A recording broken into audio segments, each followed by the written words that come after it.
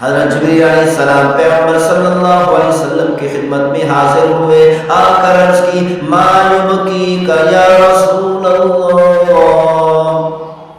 اے اللہ کے رسول آپ کو کس غم نے رلا دیا، کس پریشانی نے آپ کو رونے پر مجبور کر دیا؟ محبوب صلی اللہ علیہ وسلم نے ہاتھ اٹھا دیے، اے میرے پروردگار اللہم اغفر لی امتی،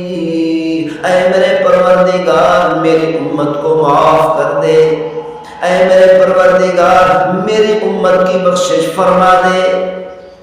اپنی امت کو بخشوانے کے لیے اتنی زور سے رو رہے ہیں۔ محبوب صلی اللہ علیہ وسلم امی صدیقہ رضی اللہ تعالیٰ فرماتی ہیں کہ اکثر اوقات محبوب صلی اللہ علیہ وسلم اتنا روتے تھے کہ داڑھی مبارک آنسو مبارک سے تر ہو جاتی، محبوب صلی اللہ علیہ وسلم کے سینے کا کپڑا مبارک بھی تر ہو جاتا، حتیٰ کہ مصلی بھی آنسو مبارک سے تر ہو جاتا۔ روزہ کی حالت میں جس طرح ہر مسلمان کو اپنے آپ کو کھانے پینے سے دور رکھنا چاہیے، اسی طرح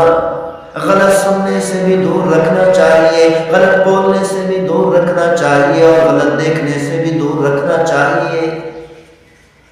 صرف کھانے پینے سے روزہ نہیں ہوتا، غلط سننے سے بھی روزہ ہوتا ہے، غلط بولنے سے بھی روزہ ہوتا ہے، غلط سوچنے سے بھی روزہ ہوتا ہے، غلط کام کی طرف چل کر جانے سے بھی روزہ ہوتا ہے، غلط چیز کو پکڑنے سے بھی روزہ ہوتا ہے۔ اسی لیے صحابہ اکرام رضوان اللہ علیہم اجمعین کے ساتھ اگر کوئی آدمی جھگڑنے لگتا تو وہ کہتے تھے انا صائم، میں روزہ دار ہوں، روزہ کی حالت میں میں کسی سے جھگڑ نہیں سکتا۔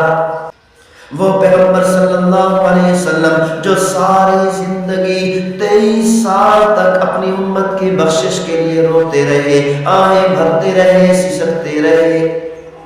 امی صدیقہ رضی اللہ تعالیٰ عنہ فرماتی ہیں کہ محبوب صلی اللہ علیہ وسلم کبھی اتنا روتے تھے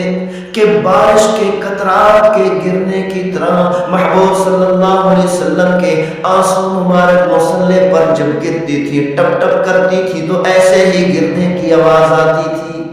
کہ تیز بارش کے قطرات کے گرنے کی آواز کی طرح محبوب صلی اللہ علیہ وسلم کے آنسو مبارک کے گرنے کی آواز آتی تھی۔ امی صدیقہ رضی اللہ تعالیٰ عنہ فرماتی ہیں کہ بعض اوقات محبوب صلی اللہ علیہ وسلم اتنی لمبا سجدہ کرتے تھے، کئی گھنٹے گزر جاتے کہ سجدے کے اندر پڑے ہیں۔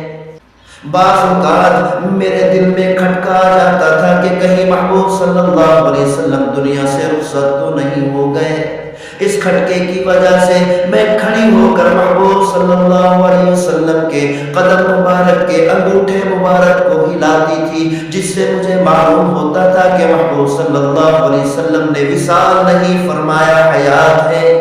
امی صدیقہ رضی اللہ تعالیٰ عنہ فرماتی ہیں کہ ایک مرتبہ محبوب صلی اللہ علیہ وسلم اتنا روئے کہ داڑھی مبارک تر ہو گئی۔ محبوب صلی اللہ علیہ وسلم سسک رہے ہیں، آہیں بھر بھر کے رو رہے ہیں۔ اللہ تعالیٰ نے فرمایا اے جبریل جاؤ میرے محبوب کے پاس جاؤ، میرے محبوب سے جا کر پوچھو کس غم نے آپ کو رلا دیا۔ حالانکہ اللہ تعالیٰ دل کی باتوں کو جانتے ہیں، اللہ تعالیٰ جاننے کے باوجود جبریل علیہ السلام کو بھیجا،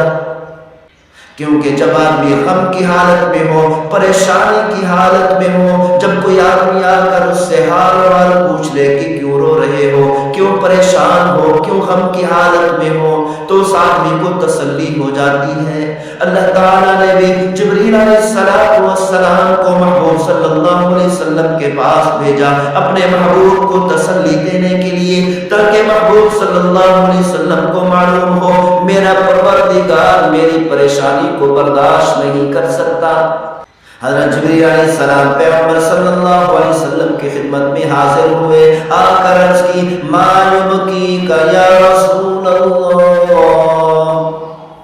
اے اللہ کے رسول آپ کو کس غم نے رلا دیا، کس پریشانی نے آپ کو رونے پر مجبور کر دیا؟ محبوب صلی اللہ علیہ وسلم نے ہاتھ اٹھا دیے، اے میرے پروردگار اللہم اغفر لی امتی، اے میرے پروردگار میری امت کو معاف کر دے، اے میرے پروردگار میری امت کی بخشش فرما دے۔ اپنی امت کو بخشوانے کے لیے اتنی زور سے رو رہے ہیں۔ محبوب صلی اللہ علیہ وسلم ہمیشہ ذکر رضی اللہ تعالیٰ فرماتی ہیں کہ اکثر اوقات محبوب صلی اللہ علیہ وسلم اتنا روتے تھے کہ داڑھی مبارک آنسو مبارک سے تر ہو جاتی، محبوب صلی اللہ علیہ وسلم کے سینے کا کپڑا مبارک بھی تر ہو جاتا، حتیٰ کہ مصلی بھی آنسو مبارک سے تر ہو جاتا۔